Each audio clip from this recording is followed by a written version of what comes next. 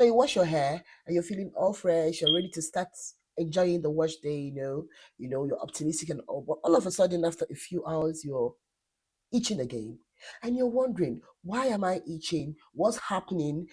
And in fact, some of us have even tagged ourselves as we've got an itchy scalp.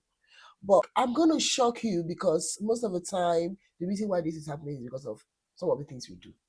So in this video, I will be showing you that. Does it make sense? Hi guys, my name is Nonyelum, your favorite scalp nurse. Today we'll be talking about the reason why your scalp would have to itch after some time of, having your wash day done. Follow me as we dive into the video. Let's start with the truth. A lot of what we call dandruff or flaky scalp is actually product buildup. It's not necessarily dandruff. Don't come for me. Let me explain further.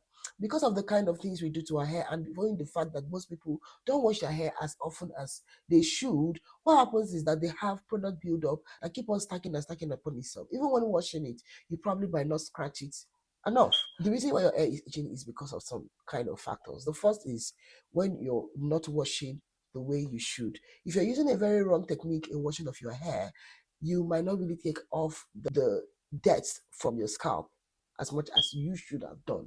What do I mean? Most of the time when we wash our hair, we forget that that act of washing should be an exfoliation of your scalp. Remember, our skin is an extension of our scalp.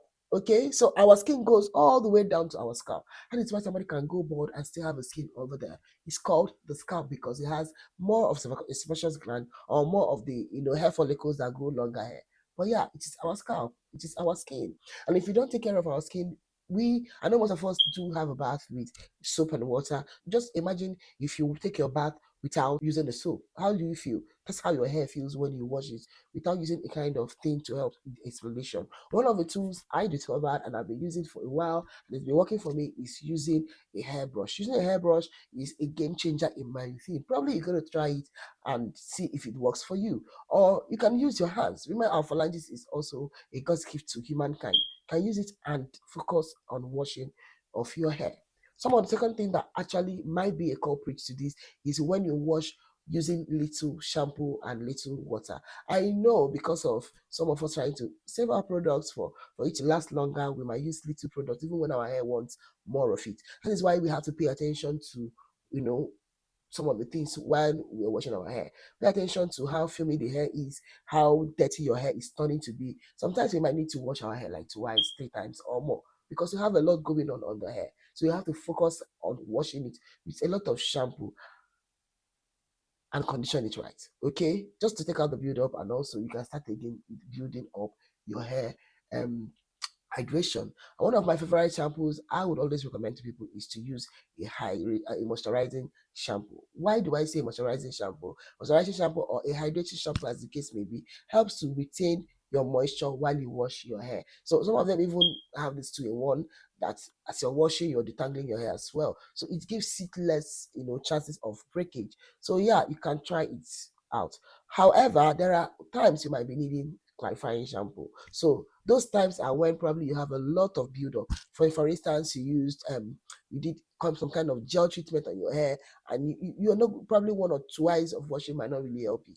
You can go ahead and use a clarifying shampoo to take off the excesses. And this shampoo should not be used often, because what happens is when you try using often, it's it can dry out the hair and start breaking your hair, which is not what we want. Okay, it can be counterproductive. So you can use clarifying shampoo probably alternate months. I think once in 2 months or probably once in months. Remember, we advise to wash our hair very regularly. It's very, very important. Another reason why you might be having such conditions is when the shampoo you're using is harsh. So we are not supposed to use harsh shampoos. Remember, our hair, as you go down the type, our hair become more vulnerable. So your type 3 hair might be more vulnerable and might be less vulnerable than type 4 hair, and vice versa. So I am going to advise you, please desist from using harsh shampoos. And one of the things that the harsh shampoos does to your hair most of the time is to change the pH of the hair. And when the pH balance is changed, what happens is that the normal flora in the hair, something like the